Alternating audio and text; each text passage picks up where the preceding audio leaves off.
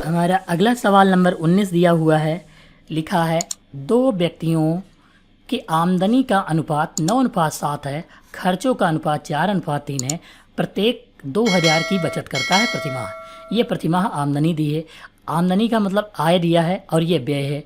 तो 9 जो कमाता है वो 4 खर्च करता है, यानी 9 से 4 घटा देंगे तो यही तो लिखेंगे। तो हम इसको सबसे पहले मान लेते हैं माना आय का अनुपात, आय, ठीक है। माना ए की आय और नीचे बी की आय लिख लेते हैं, ठीक है। दोनों का जो है लिख लेते हैं। ए की आय को मान लेते हैं 9x और 7x। फिर खर्च जो है मान लेते हैं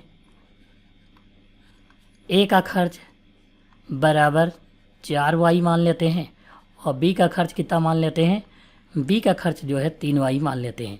अब पहले वाले से दूसरा घटाया जाएगा, यानी कि आय से व्यय घटाया जाएगा। जैसे ए वाले की आय से ए वाले का व्यय घटाया जाएगा। तो 9x माइनस यहाँ पर 4y हो जाएगा। और कितने रुपए बचाता है, यानी आय 9 रुपये कमाता, 4 रुपये खर्च करता, तो बचा कितना, 2000 रुपये बच रहा है। यानी वहाँ पर देखेंगे जो लास्ट में लिखा हुआ है, दोनों बचाते हैं 2-2000 रुपये। यहाँ पर बी जो है 7x खर्च करता है 7 और कमाता है 7 और खर्च करता है 3y। तो हम ये लिखेंगे और बचा कितने रहे हैं, 2000 रुपये दोनों बचा रहे हैं।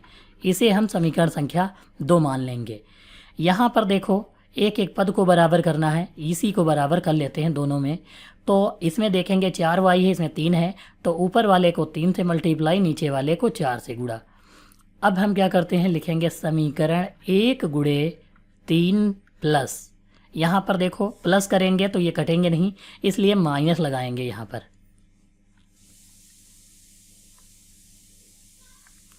माइनस लगाएंगे, समीकरण 2 गुणे 4 लिखेंगे।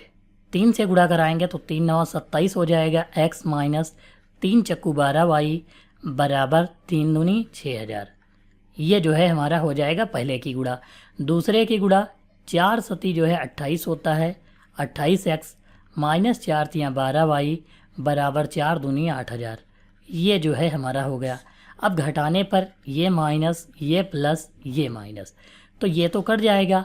28 से 27 घटाएंगे तो 1x बच जाएगा और यहाँ 8000 से 6000 घटाएंगे तो 2000 बच जाएगा, वो भी माइनस का।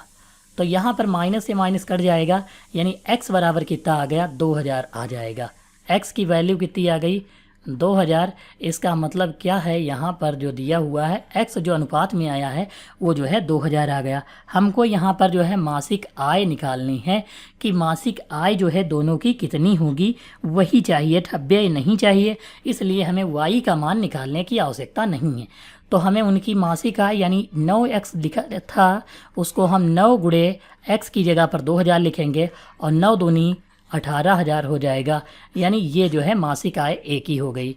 ऐसे ही हम 7 गुणे बी की जगह पर, यानी बी वाले को फिर 2000 से गुणा कराएंगे तो 7 दूनी कितना हो जाएगा, 14000 हो जाएगा। तो यहाँ पर यह जो आय होगी वह जो है बी की हो जाएगी। उनकी मासिक आय कितनी हो गई, 18000 और 14000 जो है आ जाएगा।